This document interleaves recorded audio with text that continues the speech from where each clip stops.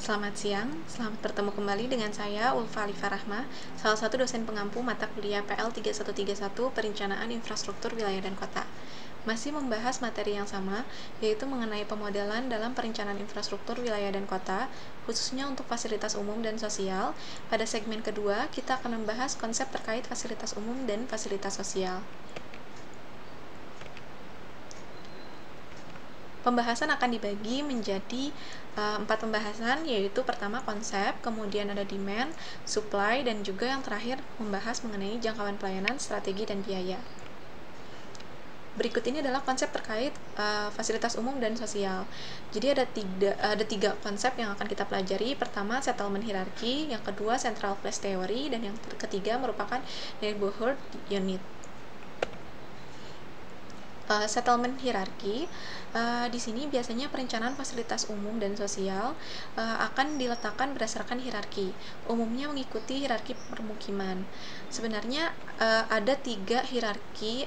Sebenarnya kita bisa memilih ukuran hierarkinya berdasarkan apa. Di sini ada 3 pengukuran hierarkinya. Yang pertama, size of settlement in terms of its area and population, kemudian range and number of services, and lalu ada juga yang ketiga, the relative sphere of influence of each settlement. Namun di Indonesia biasanya kita mengikuti hierarki permukiman, terkonsentrasi pada pusat-pusat permukiman.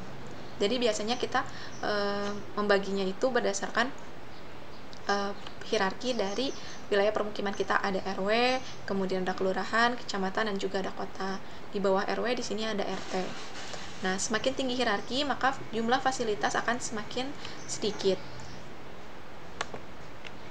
Kemudian terkait central place theory. Central place theory ini merupakan teori yang mencoba menjelaskan adanya pengaturan keruangan, ukuran, dan juga jumlah permukiman. Sebenarnya teori ini telah dikemukakan sejak tahun 1933 oleh Walter Klesterer berdasarkan pengamatan pada permukiman di Jerman Selatan.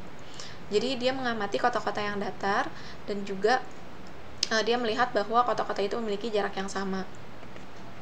Sehingga untuk teori ini ada beberapa asumsi yang harus kita pegang. Pertama, daerah itu isotropik atau datar, kemudian populasi terdistribusi merata, lalu sumber daya terdistribusi merata, daya beli masyarakatnya sama, biaya transportasi sama dari semua tempat dan proporsional terhadap semua jarak, kemudian persaingannya sempurna.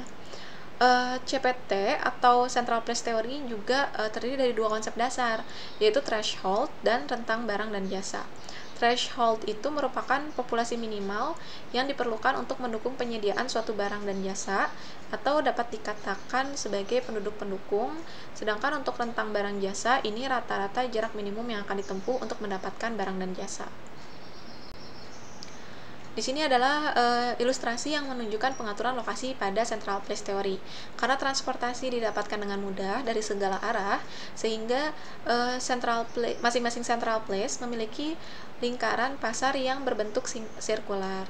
Namun ketika bentuk sirkular, di sini masih ada ruang yang tidak terlayani, sehingga akhirnya bentuknya ini akan menjadi heksagonal. Terkait threshold atau populasi minimum, ini diperlukan untuk mendukung pelayanan yang menguntungkan bagi populasi ambang. Faktor yang mempengaruhi kegagalan pada populasi ambang ada 3. Yang pertama, penurunan populasi. Yang kedua, perubahan selera dari masyarakat yang tinggal. Kemudian yang ketiga, adanya barang pengganti. Konsep yang ketiga yaitu konsep neighborhood unit.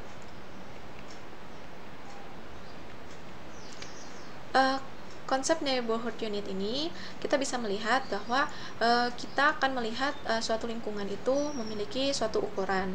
Ukurannya telah dipelajari sejak konsep kota taman atau Ebenezer yang dikemukakan oleh Ebenezer Howard pada tahun 1898.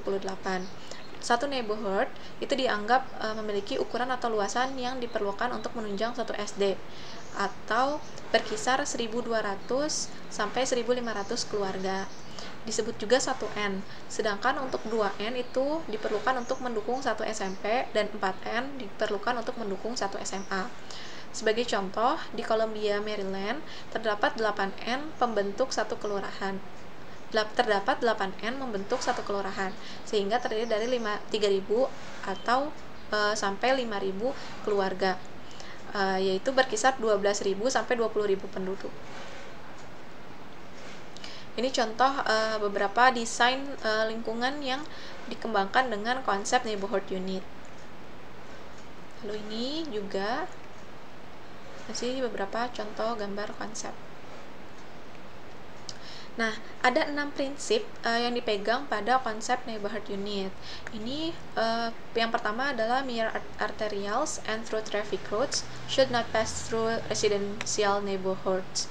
Nah, ini untuk yang pertama ya, ada prinsip yang pertama ini, kemudian juga ada prinsip yang kedua, hingga diatur prinsip terkait shopping district should be sited at the edge of neighborhoods, preferably at major street intersection. Jadi 6 prinsip ini setidaknya harus dipenuhi untuk suatu kawasan yang akan dikembangkan dengan konsep neighborhood unit. Seperti itu. Nah, untuk pembahasan segmen kedua kali ini cukup sekian. Jadi memang untuk pengembangan fasilitas umum dan fasilitas sosial itu konsepnya ada 3, yaitu settlement hierarchy, central place theory, dan konsep neighborhood unit. Sekian paparan untuk segmen kali ini. Sampai jumpa untuk segmen selanjutnya. Terima kasih.